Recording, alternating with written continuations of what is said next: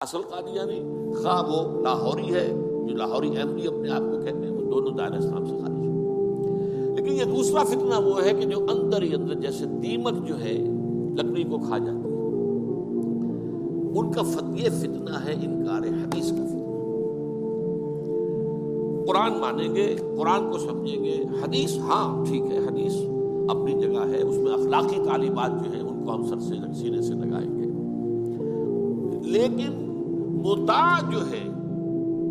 حضور کی ذات صرف اپنے زمانے کے لیے تھی، بات کے لیے نہیں۔ میں نے جو آپ کو آیات سنائی تھی، قل اطیعوا اللہ واطیعوا الرسول، اے نبی کہہ دیجیے اطاعت کرو اللہ کی اور اطاعت کرو رسول کی صلی اللہ علیہ وسلم۔ فإن تولوا، پھر اے نبی اگر یہ پیٹھ موڑ لیں، فإنما علیہ ما حمل وعلیکم ما حملتم، تو ان سے کہہ دیجیے، انہیں یہ بات بتا دیجیے کہ جو ذمہ داری ہم نے ڈالی اپنے رسول پر وہ اسی کے مسئول ہوں گے، جو ذمہ داری تم پر پڑی ہے اس کے مسئول تم ہو گے۔ وَإِن تُطِيعُوهُ تَهْتَدُوا، اور اگر تم ان کی اطاعت کرو گے تبھی تم ہدایت پر ہوگے۔ دوسرا سورۃ تغابن کی آیت میں نے آپ کو سنائی تھی، وَأَطِيعُوا اللَّهَ وَأَطِيعُوا الرَّسُولَ فَإِن تَوَلَّيْتُمْ فَإِنَّمَا عَلَىٰ رَسُولِنَا الْبَلَاغُ الْمُبِينُ، اطاعت کرو اللہ کی، اطاعت کرو رسول کی صلی اللہ علیہ وسلم۔ پھر اگر تم نے پیٹھ موڑ لی تو جان لو کہ ہمارے رسول پر تو صرف پہنچا دینے کی ذمہ داری تھی، آگے تم مسئول ہو کہ تم تک جو پہنچا دیا گیا تھا پیغام تم نے اسے قبول کیوں نہیں کیا۔ یہ جو اطاعت رسول ہے یہ دائمی ہے، یہ ایسا نہیں ہے کہ صرف حضور اس کے لیے الفاظ استعمال کر دیتے ہیں۔ وہ مرکز ملت اپنے دور میں اپنے زمانے میں مرکز ملت تھے محمد صلی اللہ علیہ وسلم، لہذا امیر جماعت کی حیثیت سے، امیر ملت کی حیثیت سے ان کا حکم مانا جانا ضروری تھا۔ لیکن آئندہ تو جو بھی امیر ہوگا، جو بھی مرکز ملت ہوگا، جو بھی حکومت بنے گی، جو بھی مسلمانوں میں حاکم ہوگا، ان کی اطاعت فرض ہے۔ اور یہ فتنہ اس تیزی سے پھیلا ہے، اس تیزی سے پھیلا ہے، اس لیے کہ شریعت کی بہت سی پابندیاں ان لوگوں نے اسی حوالے سے حدیث کو اٹھا کر پھینک دیا۔ پردہ کوئی شے نہیں ہے، وہ خاص شے نہیں ہے، پردہ جو ہے یہ تو ایک خاص دور کا کلچر تھا بس۔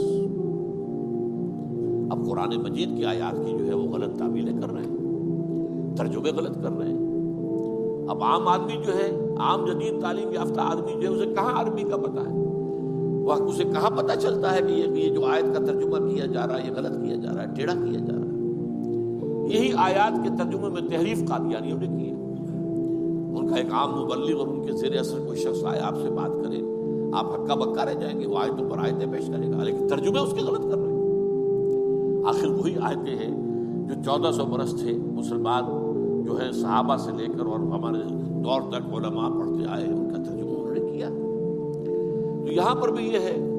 کہ وہ تعویلیں غلط کرتے ہیں، اور ایسی ایسی تعویلیں کہ ذرا سے بھی عقل اگر ہوتا کیا ہے، انسان کی مت ماری جاتی ہے۔ کسی خاص معاملے میں آپ کسی شخص سے متاثر ہو گئے،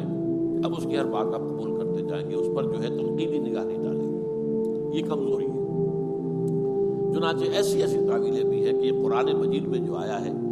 کہ چور مرد ہو یا عورت ہو ہاتھ کاٹ دیے جائیں، اس کا مطلب ہاتھ کاٹنا نہیں ہے، تو مولویوں نے خام کا غلط بات سمجھی ہے، تو بڑا وحشیانہ فعل ہے۔ اس کا مطلب یہ ہے ہاتھ کاٹ دو، جیسے کہ کبھی والدین کہتے ہیں اپنے بیٹے تم نے تو ہمارے ہاتھ کاٹ دیے، یعنی کوئی معاملہ ایسا ہے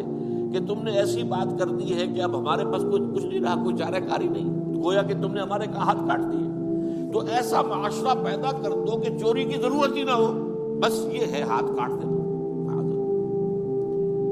حالانکہ قرآن مجید اس کے بعد کہتا ہے جزاء لما کسبا نکالا من اللہ، یہ جو سزا ہے اللہ کی طرف سے اور ان کے کیے کا کرتوت کا بدلہ ہے، یہ بات کہی جا رہی ہے۔ تو یہ جو ہے ایسا نظام قائم کر دینا، یہ کچھ سزا ہے، یہ کوئی عبرت کی بات ہے، یہ تو بہت اچھی بات ہے۔ لیکن یہ کہ وہ لوگ جو پرویز غلام احمد پرویز، عجیب بات یہ ہے کہ پنجاب نے یہ دو غلام احمد پیدا کیے، غلام احمد قادیانی، غلام احمد پرویز۔ ایک نے مہر ختم نبوت کو توڑا اور ایک نے حدیث کے بارے میں اور مستقل طور پر سنت رسول کو شریعت کے بنیاد ہونے کی حیثیت سے چیلنج کر دیا۔ اور یہ فتنہ میں آپ سے عرض کر رہا ہوں، آج چونکہ جیسے قادیانیوں کو پوری مغرب کی سپورٹ ہے، ایسے اس فتنے کو بھی،